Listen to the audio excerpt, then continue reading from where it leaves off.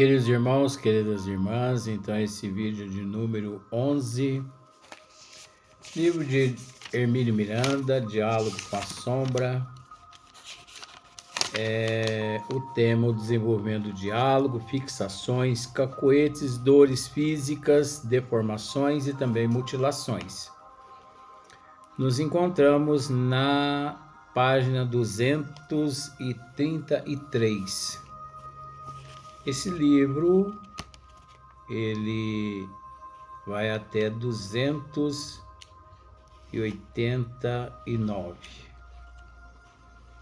É engraçado que no final aqui alguém que leu esse livro escreveu aqui assim: umbral inferior, trevas, umbral médio, umbral superior. Será que existe umbral médio, umbral superior? É lógico que não, né? Mas quem leu esse livro aqui é uma tal de Onofra. Ela escreveu aqui no final: umbral inferior, trevas, umbral médio, umbral superior. Eu ainda quero descobrir se realmente existe esse tal de umbral médio, umbral superior. Eu quero descobrir, porque até onde eu conheço não existe isso não. Isso não passa-se de mitologia, né? Então, dando sequência, logo agora esse olho resolveu coçar. Dando sequência, só que uma coisa eu tenho para te dizer. O final desse livro é muito importante. Eu sei que muitas pessoas podem, assim, estar se sentindo cansado em ficar assistindo esses nossos vídeos. Eu não me preocupo. Aquilo que me foi entregue, eu estou procurando fazer a minha parte. Mas o que eu tenho a te dizer é que tenha paciência. O final desse livro é maravilhoso. Tem tantas instruções no final desse livro que eu posso te dizer uma coisa. É triste saber que muitos médiuns ainda não leram, pelo menos não leram esse livro. Estudaram, né, Luiz? Não leram, porque se a pessoa lê, já é alguma coisa, né? Mas é assim mesmo. Mas no final desse livro tem tanta coisa, além do que nós estamos comentando aqui. Tem tanta coisa que você vai ficar pasmo. Então, olha só, um outro espírito que se manifestar através do campo vibracional de médiuns ali nos trabalhos de Hermínio Miranda, né? Um outro espírito, né? Outro sentia ainda a dor aguda de uma lança que o penetrara há séculos, quando terminou uma existência de inconcebíveis desatinos. Ah, tá, eu esqueci, Val me alertou aqui. Esse vídeo de número 11, né? Então, continuava preso ao local onde exercera um poder discricionário. Ao ouvir os comentários de visitantes e turistas sobre suas próprias atrocidades. Olha que triste, não é? Esse indivíduo, ele se encontrava, né, preso ainda àquele local onde ele havia cometido o crime. Olha aqui para você ver. Outro sentia ainda a dor aguda de uma lança que o penetrara há séculos, quando terminou uma existência de inconcebíveis desatinos. Continuava preso ao local onde exercera um poder discricionário ao ouvir os comentários de visitantes e turistas sobre suas próprias atrocidades. Engraçado, não é? Que às vezes nós temos o hábito de visitar determinados lugares porque 2, 3, 4, 5 séculos atrás ali ocorreu, né, algo na história. Mal sabendo nós que aquele indivíduo ou aqueles personagens podem ainda estar ali, se degradando. Olha que interessante. Como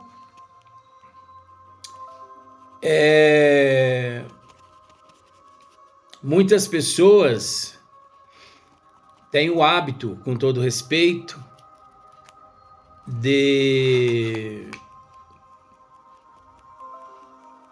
praticar o culto às imagens de santo. Veja bem, eu respeito as imagens de tudo quanto é santo. Por que eu respeito as imagens de santo que os católicos crêem? Eu respeito porque eu sei que aquelas imagens não são reais, não são verdadeiras. Eu respeito porque nós precisamos respeitar os direitos alheios. Então não é porque você gosta eu vou inventar um nome aqui, de uma imagem Santa Lourdes. Santa Lourdes? Não tem Santa Lourdes não, né, vó? Santa Luzia. Santa Lourdes. Santa Luzia. Não é porque você gosta de Santa Luzia que eu vou, né, descer a lenha, falar mal de você ou daquela imagem. Não. Veja bem, santo não existe. Isso é mitologia. Isso é dogma. Dogma são leis criadas pelo catolicismo. Tanto é que para canonizar certos seres, aquele país, ele tem que pagar horrores ao Vaticano. Caso contrário, o Vaticano, ele não canoniza, ele não transforma aquele ser em santo. Tanto é que você observa, no Brasil mesmo não existe santo. Por quê? Porque o Brasil nunca meteu a mão no bolso para pagar para o Vaticano, né, transformar. Mas tem muitos canonizados. Mas canonizado não é santo. Está a caminho. Então o Vaticano está esperando dinheiro daquele país para poder terminar todo o processo.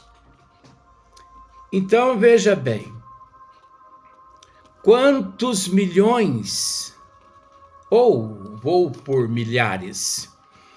Quantos milhares de seres que a humanidade cultua, né?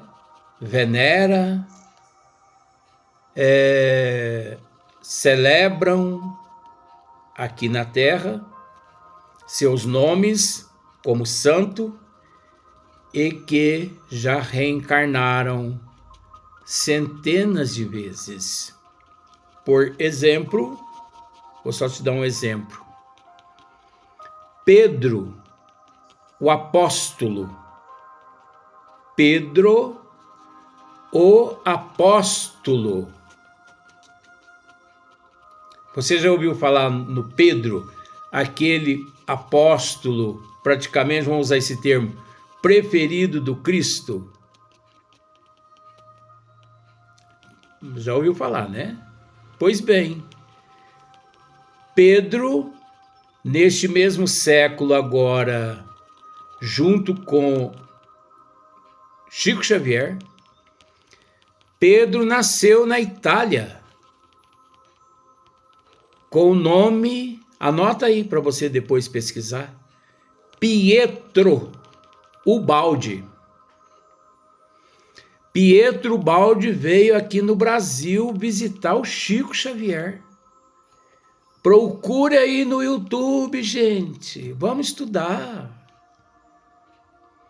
Visita de Pietro Ubaldi a Chico Xavier no Brasil. Digita isso aí.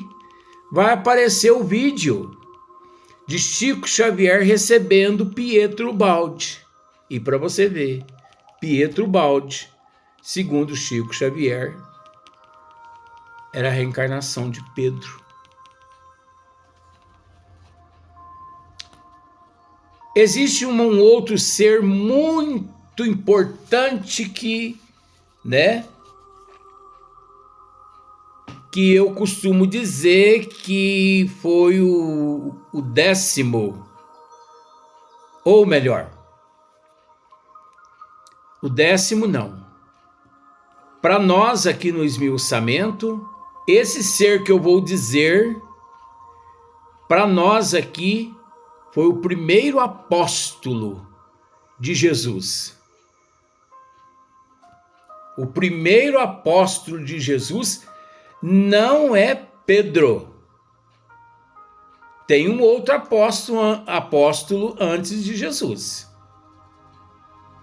Raciocine, porque vó não quer deixar eu dizer aqui. Eu sei quem é. E que reencarnou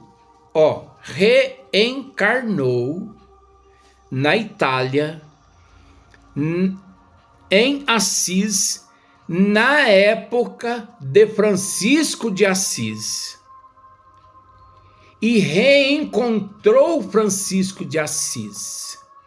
Porque, não sei se você sabe, Francisco de Assis foi a reencarnação de João Evangelista.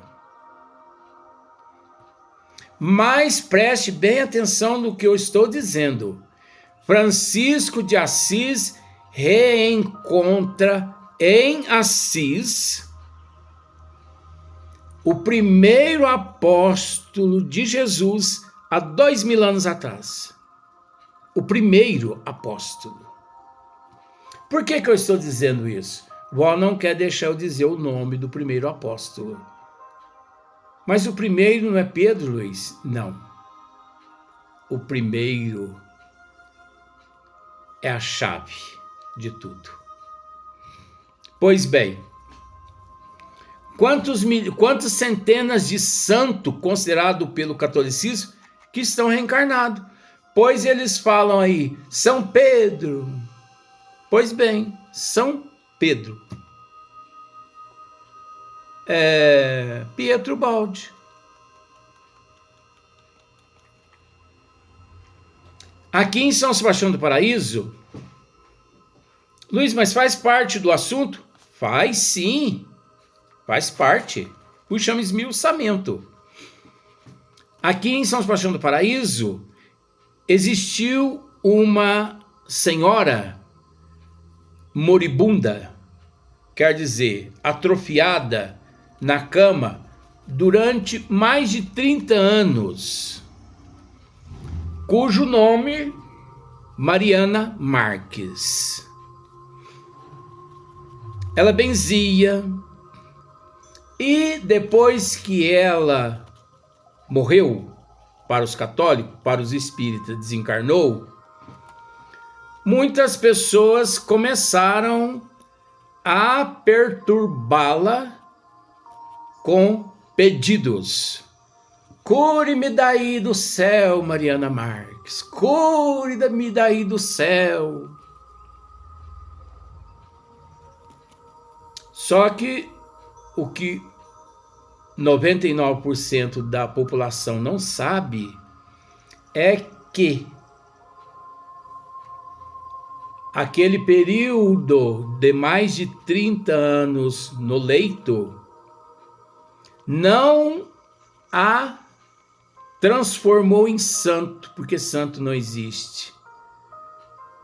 O fato dela ter permanecido no leito mais de 30 anos significa prova e expiação, resgate de existências passadas por ela ter infringido os desígnios de Deus.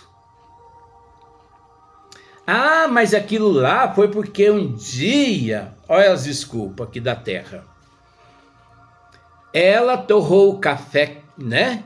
E com o corpo quente foi mexer com água fria e ficou toda contorcida ao ponto de parar no leito. Quanta ignorância! Oh, meu pai! Quanta ignorância! A gente entende. Até a pessoa raciocinar. Ó, se você quiser escrever o que eu vou... Só tem uma pessoa que não pode escrever isso aqui e responder, porque essa pessoa já sabe. Se essa pessoa assistir o vídeo, eu não vou aceitar dela. Escreva aí, ó.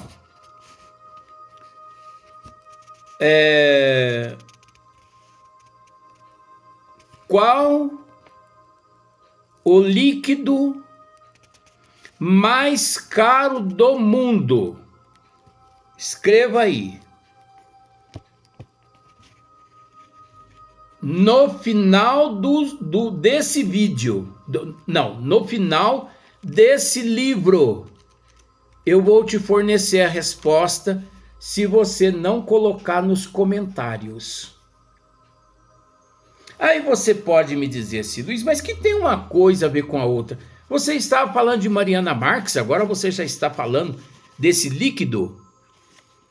Isso aqui é um estímulo para que a pessoa raciocine. Esse líquido não tem nada a ver com Mariana Marques, mas tem a ver com uma força propulsora que sempre incentivamos aqui as pessoas a enxergar as coisas com os olhos da alma. Conversando com uma amiga hoje, no dia de hoje, eu disse para ela, uma amiga, tá? Pelo telefone.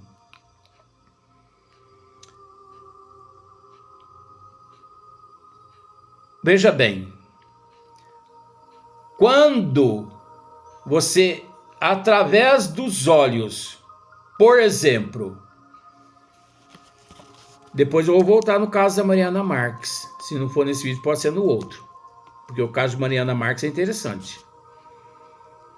Por exemplo, hoje eu me encontro numa condição, me esforçando perante a evolução e a espiritualidade, da seguinte forma: se me mostrarem um corpo nu, masculino e feminino, eu bato os olhos, ou melhor, eu vou bater os olhos e vou analisar toda a escultura externa com os olhos da matéria. Pera lá. E vou dizer como Deus é grandioso. Porque não existe nada mais perfeito do que essa escultura do corpo humano, masculino e feminino, você olhando através dos olhos da matéria. Mas, espera lá, eu continuo olhando aqueles dois corpos nu e penetro os meus olhos da alma em seu interior e começo a viajar por todos os órgãos do corpo físico daqueles dois corpos. Aí eu vou me deparar com os pulmões, com a massa encefálica por dentro. Eu vou me deparar com as funções orgânicas, o oxigênio. Eu vou deparar com as plaquetas. Eu vou deparar com o pâncreas, com o fígado, com as funções do intestino, do estômago, dos rins, do fígado, a chadice, enfim, os glóbulos brancos, vermelhos, porque eu me encontro dentro daquele corpo humano, com os olhos da alma. Quem do lado de fora me observar, quem me observa, pensa que eu estou olhando no corpo externo, mas eu vou estar dentro do corpo humano, viajando pela corrente sanguínea, como se eu fosse um glóbulo, uma célula. Observando todo o organismo por dentro. Depois que eu observar o organismo por dentro, o organismo físico, eu parto para o organismo perispiritual, através dos olhos da minha alma, e continuo olhando aquele corpo físico, mas dentro do corpo humano, partindo para o perispírito. E o mesmo processo, o mesmo trajeto, feito por mim, alma, no corpo físico, realizo no perispírito.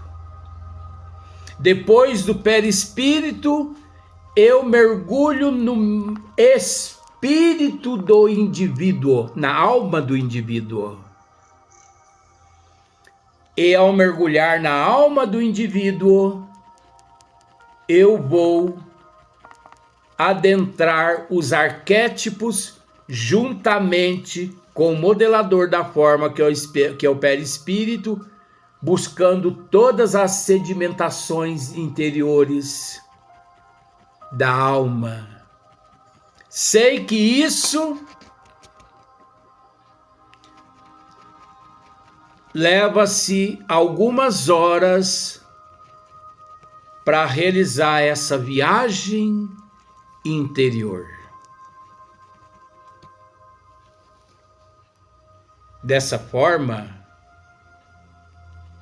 é natural que quem me vê frente a um corpo masculino ou feminino nu, que eles pensam de mim?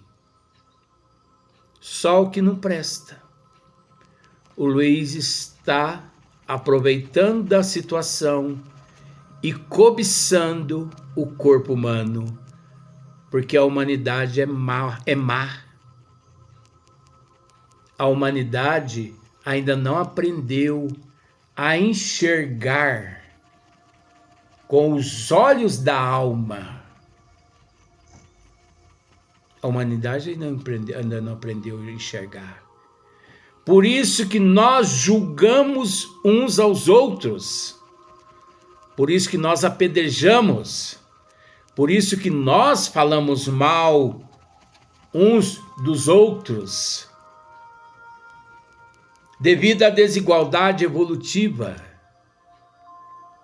Mas eu quis te mostrar que é possível, através dessa frase, registre ela aí, que no final desse livro eu vou te mostrar o significado dessa frase. Escreva aí, ó.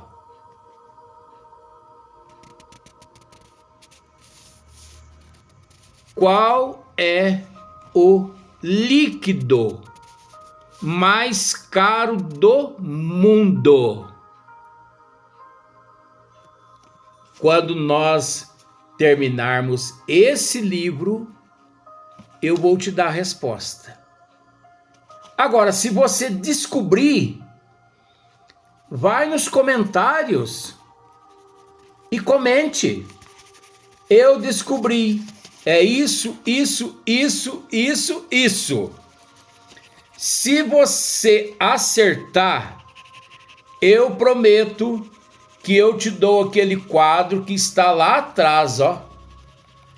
Menos uma pessoa aqui em Paraíso que eu já revelei a essa pessoa o resultado. Menos uma pessoa.